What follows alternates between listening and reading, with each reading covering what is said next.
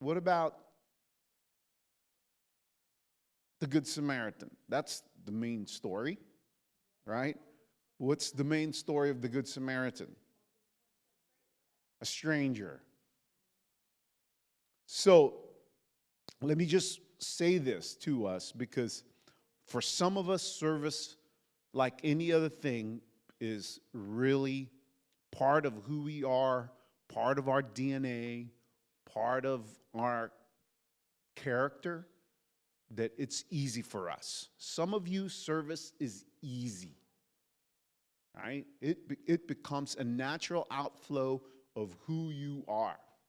Even before Jesus came into your heart, even before you gave your heart to the Lord, service for you was easy because it was part of who you are. It was part of your DNA. It was part of how God made you to be you, right?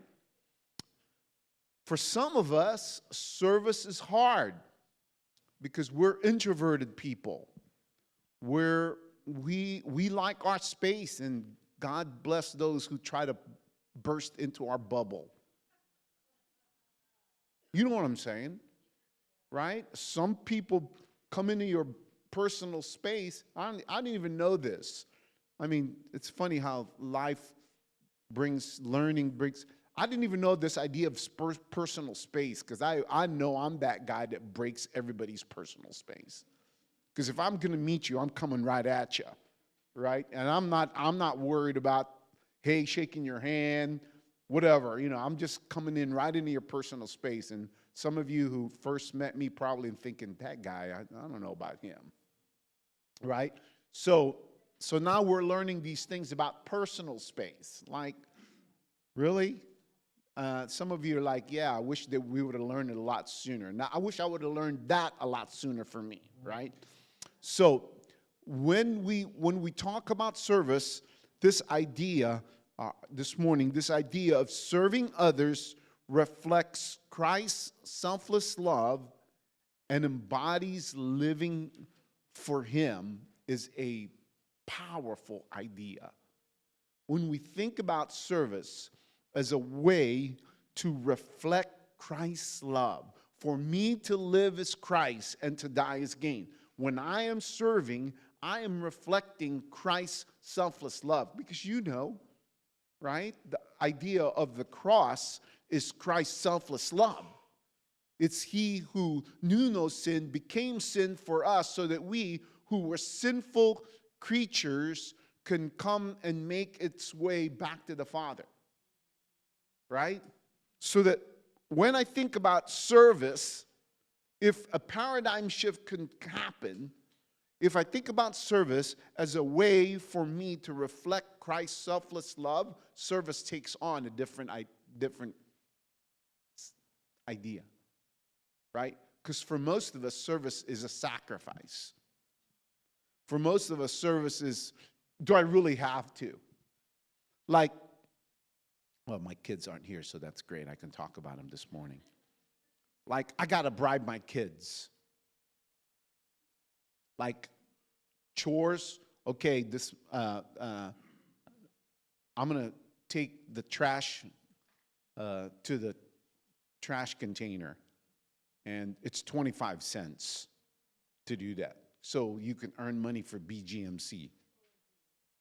So now it's 25 cents to take the trash bag into the container. It's 25 cents. Selfless love says, you don't have to pay me anything. I do it because I love you, Dad. Am I right? Am I right? So what do we do when we think about service? Do we think sometimes service becomes an inconvenience for us because I'm helping others? I really don't want to help others, but Christ tells me to help others. That idea, right? Whereas if we think about service, and our main idea this morning, that serving others reflects Christ's selfless love and embodies living for him, then service is a turnaround for us. Maybe that when we think service as being able to embody the love that Jesus showed me on the cross as I serve, I am participating, think about this, I am participating in Christ's work at the cross. How about that? That as I serve, I am embodying what Jesus did on the cross for me. That as I serve, not only do I embody his sacrificial love for me, that's how I begin to fully embody what it means to live for Christ and to die as gain. That I can, as I serve others, I am living for Jesus. Right? So, some things to think about this morning. Service mirrors Christ's humility and sacrifice, aligning with to live as Christ in Philippians chapter 1, verse 21. Listen to this verse of Scripture in the same book, a couple of paragraphs after Philippians 1, chapter 2, verses 5 through 7. Look what Paul says. Having the same mindset as Christ Jesus, he made himself nothing by taking on the very nature of a servant. So what do we mean by this?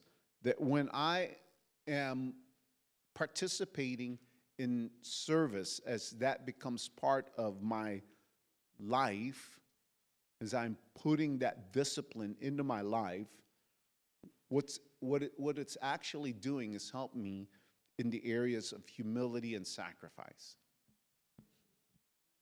How many of you have prayed, God, help me to be more humble? Right? Could it be that when we participate in acts of service, that act becomes an act of humility? Because I say, I'm going to put on the mind of Christ, who thought it not robbery to be equal with God, but humbled himself, becoming obedient even to the point of death. Sacrifice and humility is the bedrock of service. You can't truly serve unless you put yourself in a humble position and you sacrifice. For most of us, what's the biggest sacrifice? Self and pride. Right? Acts of service is a humbling of ourselves to say, self, I'm not going to put you first. I'm going to put others first. And self, you ain't as good as you think you are. Right? Let me give you a revelation for your pastor. Part of this can become very culturally driven. So let me give you just those of you that have not known me very well or very long. As you all know, I'm not white.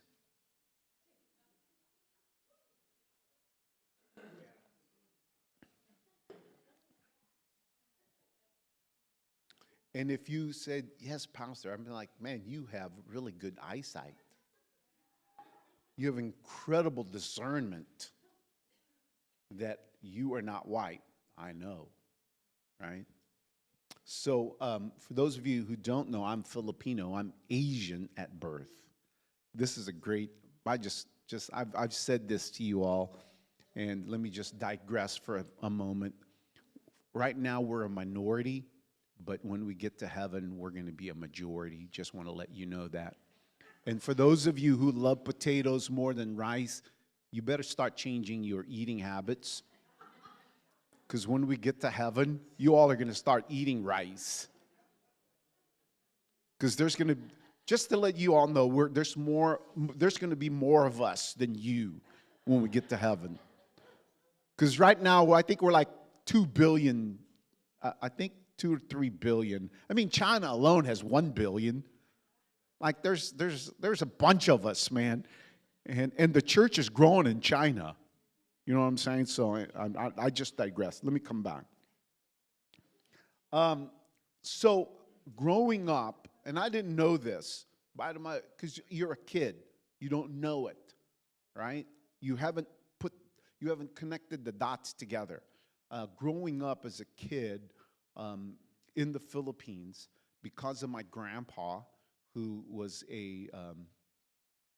who was a soldier and was became an American citizen, became because of that received uh, his his citizenship, but his pension through the U.S. government. Um, we were probably, I would say, probably upper middle class in the Philippines, and of course, there you don't really. There's really you're either rich or poor, I guess. It would be a good way to do that back in the day. Um, so our home, and I didn't even know this, our home had two or three helpers. Um, and my mom told me, and I didn't know this because I don't remember it. My mom told me, my grandma told me, my mom said that I didn't have to carry my books to school like most kids my age. Now, mind you, I left the Philippines when I was 10 years old. So I'm in grade one, probably grade 10 is what, third grade, fourth grade, right? So grade one, two, and three. Um, I didn't have to carry my books to school. I guess one of our helpers carried it for me. My mom didn't bring me to school. She brought me to school. She went and picked me up. We had helpers to cook at the house, to clean the house, to do whatever it was necessary for the house. That's the home that I lived in. So, backtrack. We come to the United States, and there's 10 of us, um, five of us little boys. We're in a house, and my mom and my grandparents told us we had chores. God forbid, whoever puts a 10-year-old with chores? And my chore was, because I was the oldest, and apparently, in my mind now, I'm thinking I'm the oldest, so I could do a better job than the rest of my little brothers. My chore was to clean the bathrooms, especially, uh, uh, especially the bathrooms where all the boys went. To this day, I'm telling you already. I'm giving you I'm letting you in the psyche. To this day, I hate cleaning bathrooms. It wasn't a chore, it was a punishment. Think about this.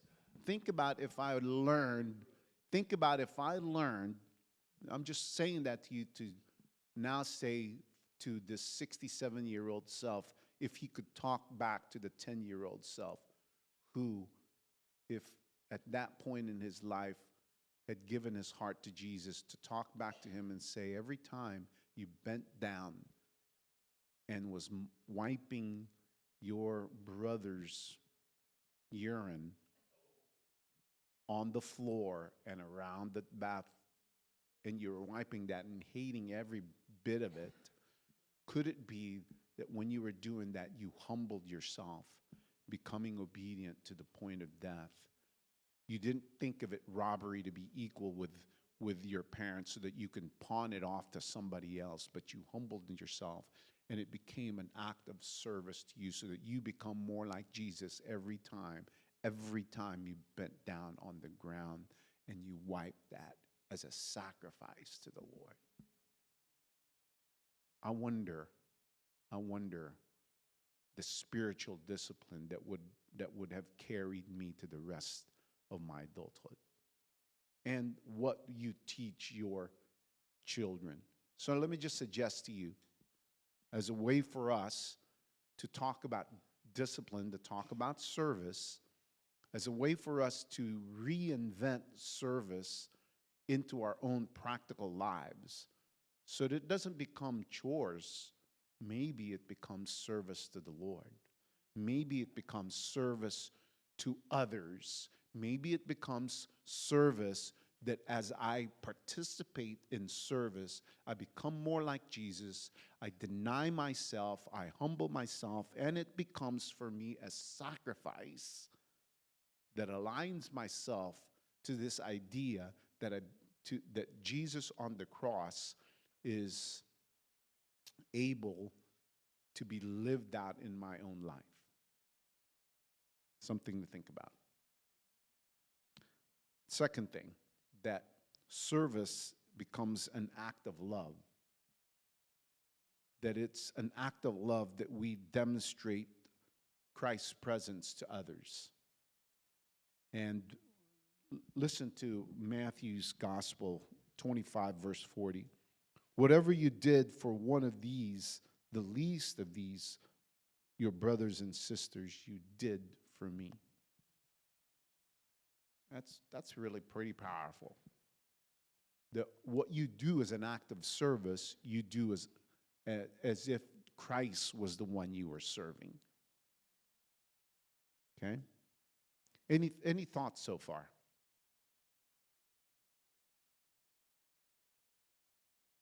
All right. Too early in the morning. Finally, let me talk about this. Service shifts our focus from self to others, deepening our commitment to Christ's purposes. 1 Peter chapter 4, verse 10, each of you should use whatever gift you have received to serve others as faithful stewards of God's service. Now, think about what we just learned this morning, okay? Now, let me just tie this in to the very mission of this church. And to tell you that when you sign on to membership, when you walk through, and most of you in this room are members of Commission Church. You went through this process that we implemented here at this church. One of the things that if you look back to the covenant that you signed, each and every one of you, is that you said that you would serve. Okay? Now, I'm going to just lay there, okay? Because one of the things that is really important in the life of this church is that we become people ultimately, and I'm not here to just talk to you about service as a way to earn your points for God, right? I'm here to suggest to us this morning that service is a lifestyle that Jesus demonstrated for us. And if we are to be followers of Jesus, right, we ought to participate in that same lifestyle, right? There's the text, and I don't have it here, but Jesus says, for the Son of Man came not to be served, but to serve and to give his life a ransom for many. Thank you so much, Pastor Rich. Mark 10, what's the verse? Verse 35? Are we fact-checking Pastor Rich this morning? Oh, no need to. He's an walking encyclopedia. So here's the deal. Jesus says, for the Son of Man came not to be served, but to serve and to give his life as a ransom for many. So I'm suggesting that one of the things that is terribly wrong, let me just say this to you. One of the things that is terribly wrong with the modern evangelical church, and here's just a kind of a high-level view of the modern evangelical church today, is that What we like is we like everything to serve us. The evangelical church of today is, think about it, when you walk in, man, you got to make sure that you have coffee because we forgot breakfast this morning. Coffee and donuts got to be there. This is, how many modern church today doesn't have at least a coffee place? Think about it. All the top churches in our area, name me one that doesn't serve coffee.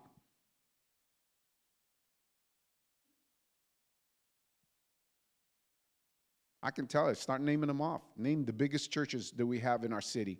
I guarantee you every one of them has a coffee bar, at least. Huh? Not the Mormons. Really? Not the Mormons? Huh?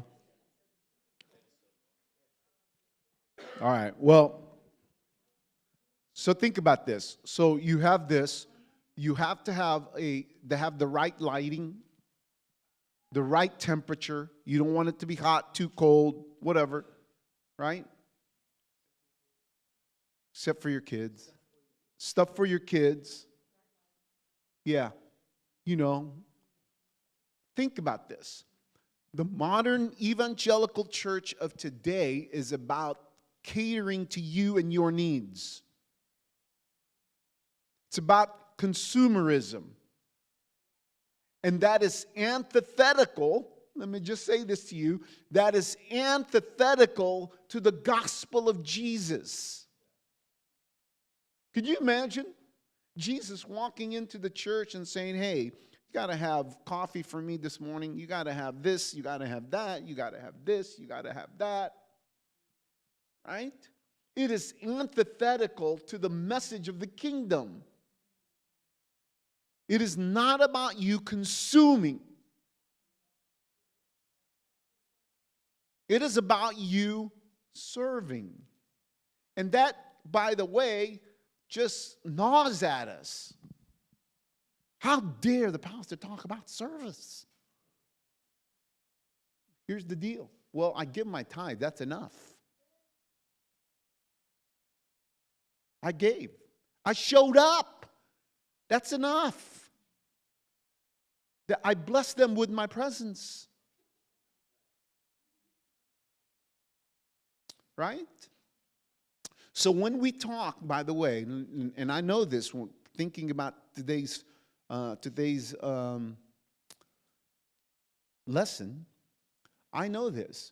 We are striking against the very core of modern church systems. I'm talking to you about the most important things in the life of Jesus. That Jesus didn't come to be served. He came to serve others. He gave his life as a ransom for many. And if all of us are concerned about being followers of Jesus, if that is truly our heart, then at the very core of our being is this attitude that I've come to this church and I made myself a member. I signed the covenant, and what that means is I'm going to live a life of service. I am going to serve not just this church. I'm going to be a person who serves. I'm going to think of others more than I think of myself. Why? Because that's who Jesus is and was. And that's who Jesus modeled for us. So that if I just come to Sunday and I just sit in the service and that's it, that's my participation, then I'm going to suggest to you that you have missed it. Right? Why is this important? It's important primarily because this is the life of Jesus. It's important because service as a spiritual discipline in your life places you in a place of humility and sacrifice. It kills pride. It kills this idea that everything centers on me. And if I don't get my needs met, then I'm going to go next door. Right? This is what happens. You know what I see when people move from one church to another, to another, to another? It's not because they don't like the pastor, whatever. It's there was a need in their life that they didn't want, that they felt like wasn't getting met, and so they left. Well, the pastor was a terrible preacher. And he wasn't giving me the meat of the word. You know, I want to get deeper into God. And he was shallow.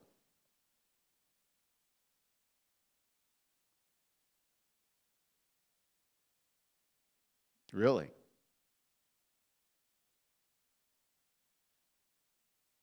This is the church, the state of the church.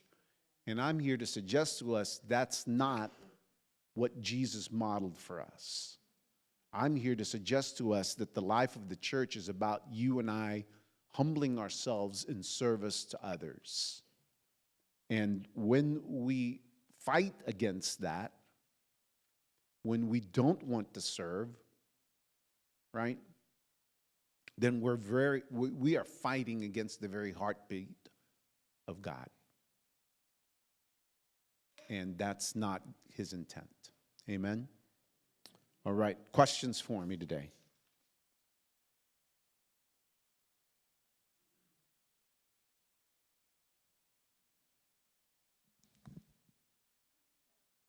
Yes, ma'am. Would you like this?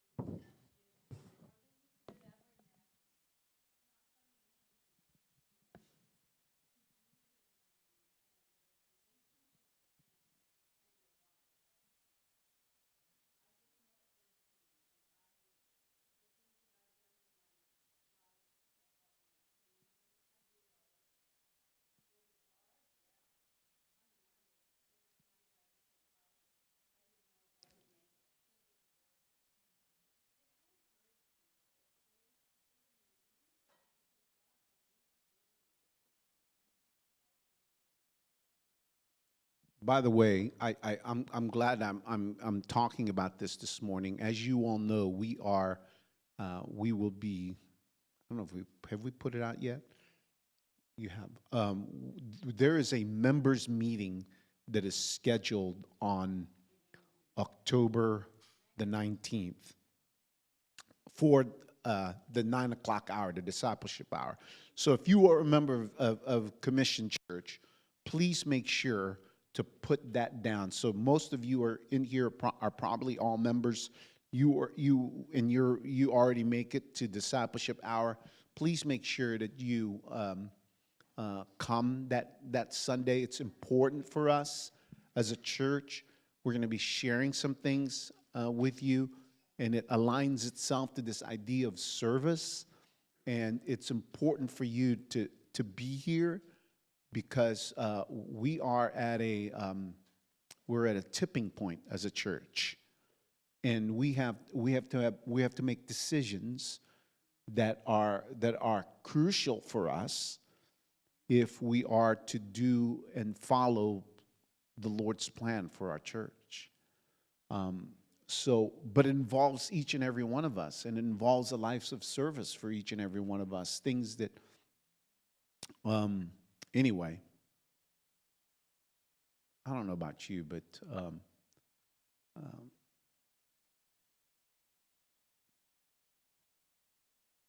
God needs you. Our church needs you.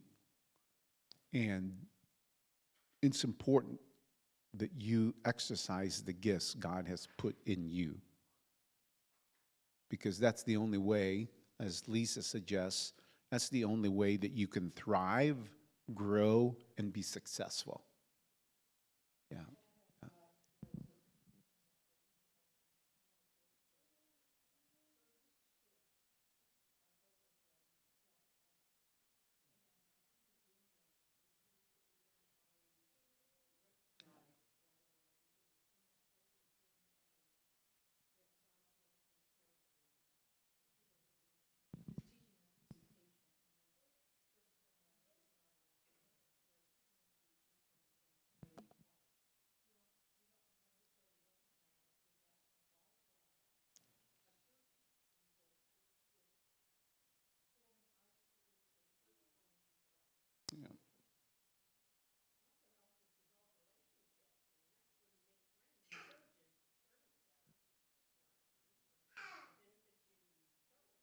Yeah.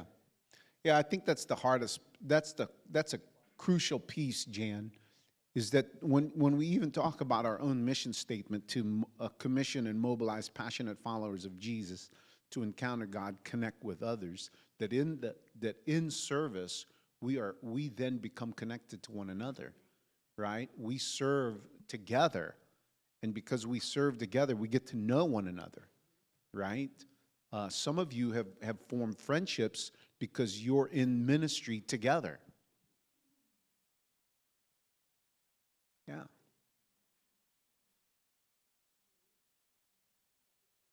Any other comments? Now think about it. See, here's the deal. Think about this. Some of you understand this even more.